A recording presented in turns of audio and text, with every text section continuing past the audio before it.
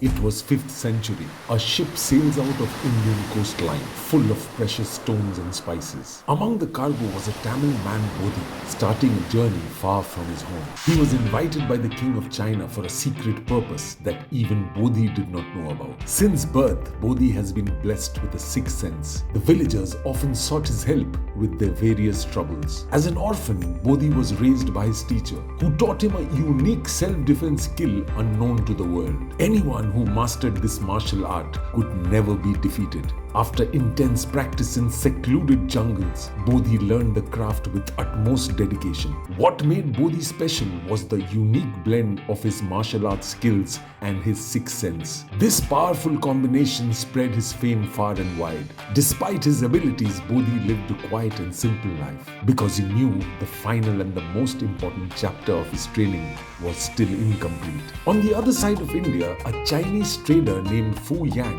who regularly traveled the Silk Route carrying Indian fabric into China, overheard about Bodhi's superpower in a local eatery. Upon returning to China, he personally went to meet the king to share this information, hoping for a substantial reward in return. After receiving this confidential information, the king asked him, "Did you disclose this to anyone else?" Fu Yong replied, "No, your majesty." And almost immediately the king ordered his execution, unwilling to take any chances of the secret leaking further. Only after this incident did Bodhi receive an invitation from the Chinese king.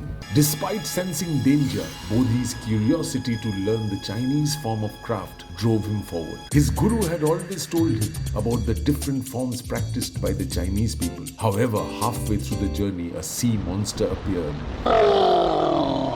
and tried redirecting the ship back to India. After much struggle, the crew couldn't save the sinking ship. Meanwhile, the Chinese pirates, aware of Bodhi's secret visit to China, attacked the sinking ship. They successfully looted gems, jewels, and spices and captured Bodhi. When Bodhi regained consciousness, he found himself in a Shaolin temple in a remote province in China, where bandits and sea pirates were trained in various forms of combat. Bodhi realized that reaching the king was impossible. He was tortured by over 100 pirates and thrown into prison because he refused to teach them the craft. During his harsh 9-year imprisonment, Bodhi completed the last phase of his training through intense meditation. One morning, the Chinese guard discovered that Bodhi's cell was empty and he had vanished. Years later in India, a man resembling Bodhi was discovered meditating in a small temple near Madurai. For such fictions, please like, share, and subscribe.